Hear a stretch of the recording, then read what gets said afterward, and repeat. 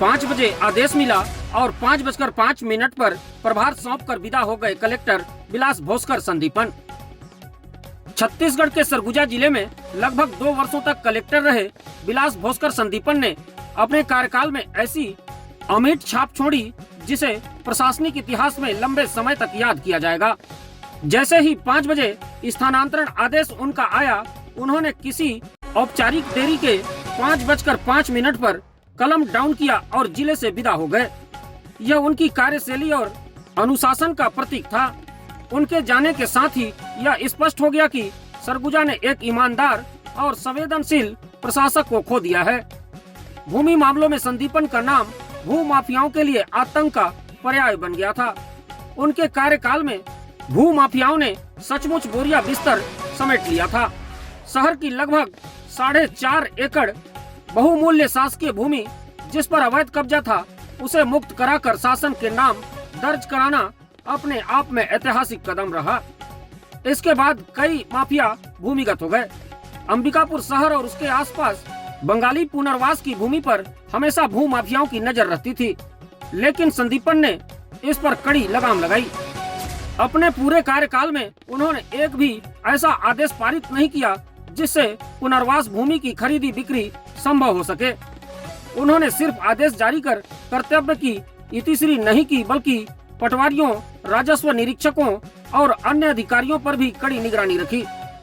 जमीन की हेराफेरी, फर्जी दस्तावेजों और अनैतिक गतिविधियों पर उन्होंने सख्ती से रोक लगाई।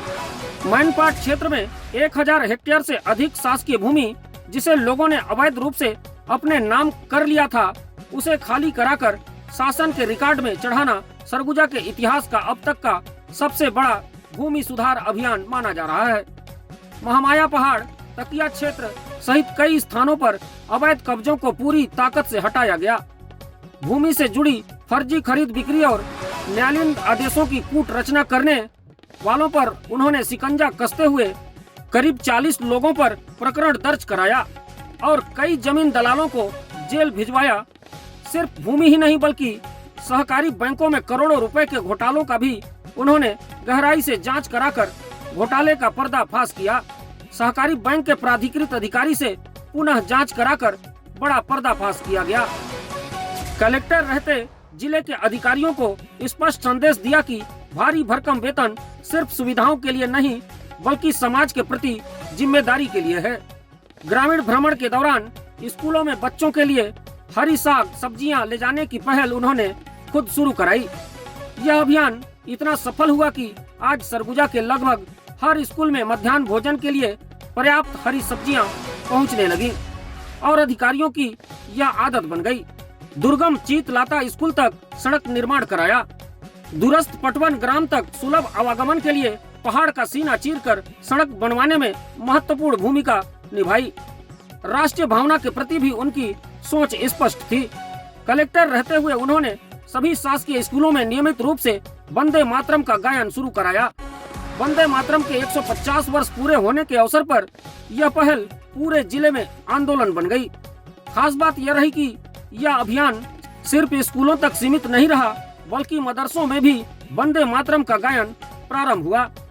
कुल मिलाकर विलास भोसकर संदीपन का सरगुजा कार्यकाल सख्त प्रशासन, पारदर्शिता, संवेदनशीलता और राष्ट्र भाव के अद्भुत समन्वय का उदाहरण रहा, जो आने वाले अधिकारियों के लिए एक आदर्श बनकर रहेगा। विलास भोसकर संदीपन के नेतृत्व कुशलता इतनी अच्छी थी कि यहाँ प्रदेश के मुख्यमंत्री, प्रदेश के राज्यपाल और देश के राष्ट्रपति तक का यहाँ दौरा हुआ और सभी आयोजन सफल रहे। कहीं किसी तरह की परेशानी नहीं आई। देश की सर्वोच्च नागरिक राष्ट्रपति द्रौपदी मुर्मू का पिछले माह यहाँ आगमन हुआ था। इनकी तैयारी कई दिनों से चल रही थी। किसी भी शहर में राष्ट्रपति का आना ऐतिहासिक पल होता है। इसे भी उन्होंने बखूबी निभाया और बगैर किसी परेशानी के राष्ट्रपति का कार्यक्रम सफल हुआ।